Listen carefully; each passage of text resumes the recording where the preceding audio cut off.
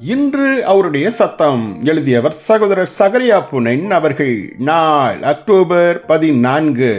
தேவனோடு தனித்திருக்க நாடுங்கள். இயேசுவை குறித்து அவர் ஜனங்களை அனுப்பிவிட்ட பின்பு தனித்து ஜெபம் பண்ண ஒரு மலையின் மேல் ஏறி சாயங்காலமான போது அங்கே தனிமையாக இருந்தார் என மத்தேயு 14:23 எடுத்து உரைக்கிறது.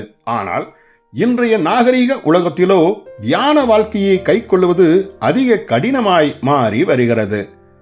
ஏராளமான வேலைகள் மற்றும் நம்மை ஆட்கொண்ட ஏராளமான சிந்தைகள் நம்மை அடித்து வீழ்த்தி தேவனோடு கொண்டிருக்க வேண்டிய நமது தனிமையான உறவை அழித்து போடுகிறது. நமக்கு நிஜமாய் நடந்திருக்க வேண்டியதெல்லாம் இந்த உலகத்தை நாம் சந்திப்பதற்கு முன்பாக முதலாவது தேவனிடம் சென்று அவரது வல்லமையை பருகி அதன் மூலமாய் நாம் புதுப்பிக்கப்பட்டிருக்க வேண்டும் என்பதே ஆகும். ஓர் ஞானமுள்ள ஆத்துமா தனிமையில் ஓய்ந்திருக்கும் என்றே தியான நேரத்தை குறித்து ஒரு பக்தன் குறிப்பிட்டு எழுதினார். ஆனால் நாம் ஓய்ந்திருக்கும்படியான தனிமை எங்கே இருக்கிறது? இன்றைய விஞ்ஞானம் மனிதனுக்கு உலக சொகுசுகளை வழங்கி இந்த உலகத்தை தழுவிக்கொள்ளாமல் வாழ்ந்திட முடியாதது போல் அவனது ஆத்துமாவை சூழ்ந்து கொண்டுள்ளது. உன் படுக்கையில் அமர்ந்திருந்து உன் இருதயத்தில் தியானமாயிரு என வேதம் கூறும் ஆலோசனை மிகுந்த ஞானமும் ஆரோக்கியமும் நிறைந்தது ஆகும். ஆனால் இத்தனை ஆரோக்கியமான ஆலோசனையை நம்மை சுற்றி கிடக்கும் செய்தித்தாள்கள், தொலைபேசி, வானொலி மற்றும் தொலைக்காட்சி ஆகியவற்றிலிருந்து மீண்டு எங்கனம் கை கொண்டிட முடியும்?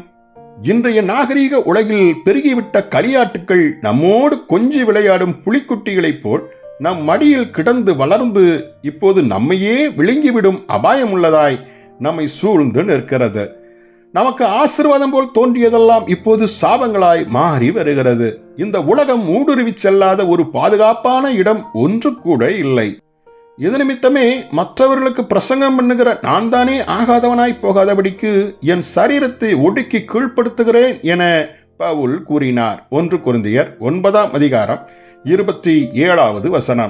நாம் தேவனோடு ஒவ்வொரு நாளும் முன்னேறி செல்ல வேண்டும் என்றால் இடையூறுகளையும் சொகுசுகளையும் புறக்கணித்தே முன்னேறி செல்ல வேண்டும். சிலுவையின் விலைக்கிரயம் இல்லாமல் நாம் தேவனோடு இசைந்து நடந்திட முடியாது. ஜெபிப்போமா? அன்பின் தந்தையே, எங்களை சூழ எத்தனை கொடிய பாவ உலகம்! அது அத்தனையும் ஜெயித்து உம்மோடு கொள்ளும் உறவு ஒன்று போதுமே. அதை நாள்தோறும் கண்டடைய கிருபை தாரும். ஆமேன்.